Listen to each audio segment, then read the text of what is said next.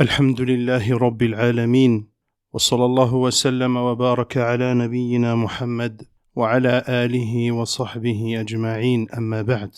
En ce mercredi, le 2 Jumad al-Akhirah de l'année 1443 hégirienne, correspondant au 5 janvier 2022, j'ai appris avec grande tristesse la perte d'un illustre savant de l'islam.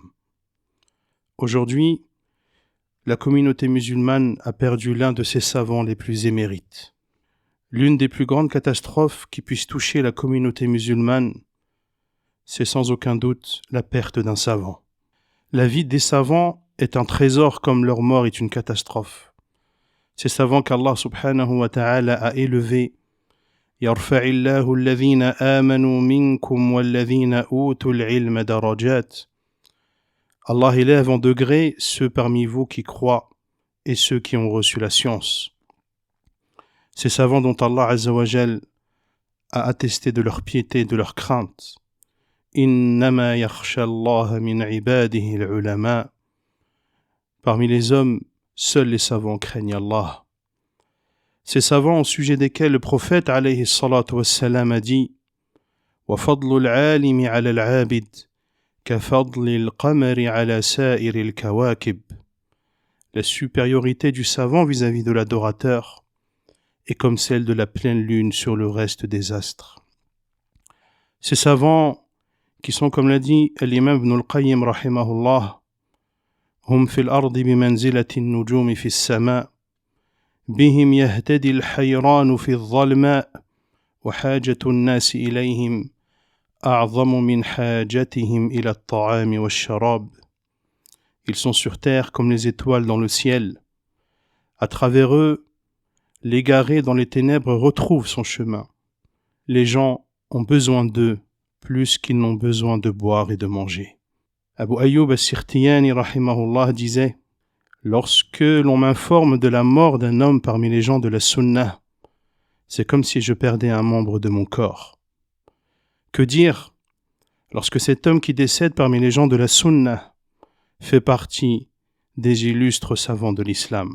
La perte d'un savant est une brèche qui ne peut se refermer, comme l'a dit le Hassan al-Basri rahimahullah.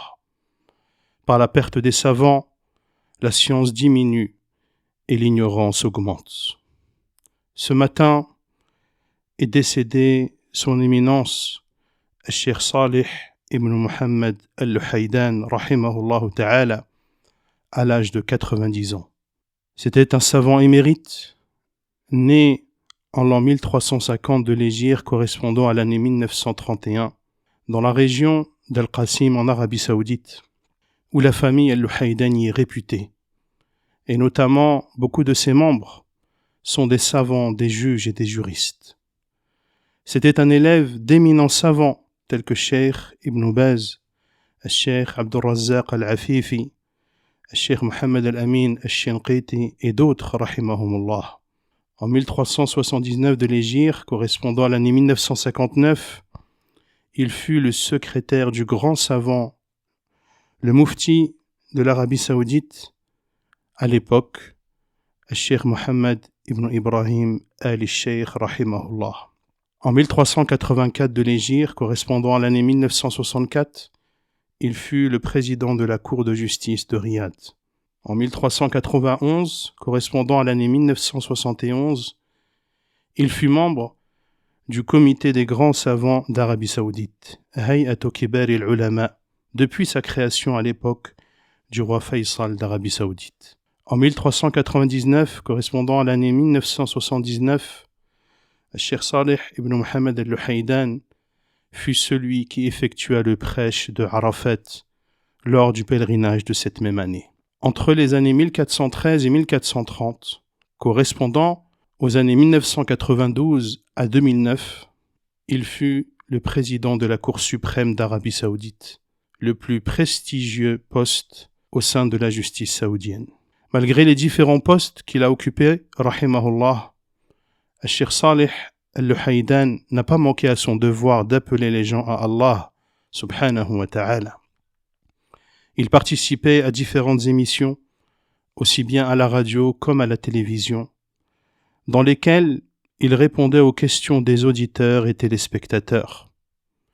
Il a donné un nombre considérable de conférences et de cours.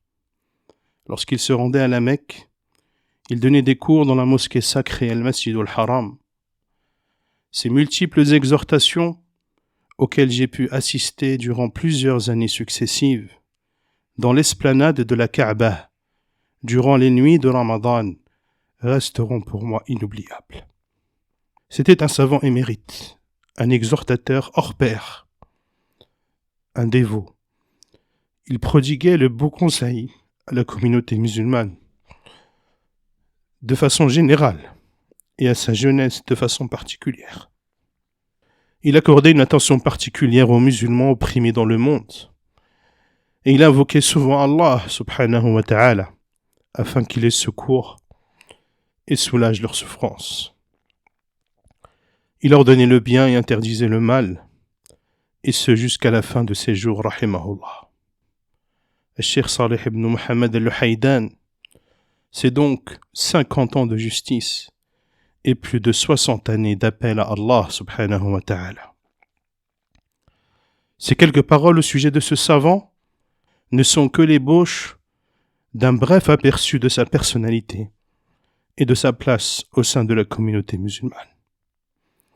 Notre devoir vis-à-vis des savants de l'islam, après leur mort, consiste à faire leurs éloges et à les citer de la plus belle des manières, consiste à exposer ce qu'ils ont accompli pour la communauté musulmane, consiste à diffuser la science qu'ils ont transmise à travers leurs livres, leurs cours, consiste à invoquer Allah subhanahu wa ta'ala en leur faveur, afin qu'il les couvre de sa miséricorde, qu'il décuple leurs récompenses et leur ouvre les portes de son vaste paradis.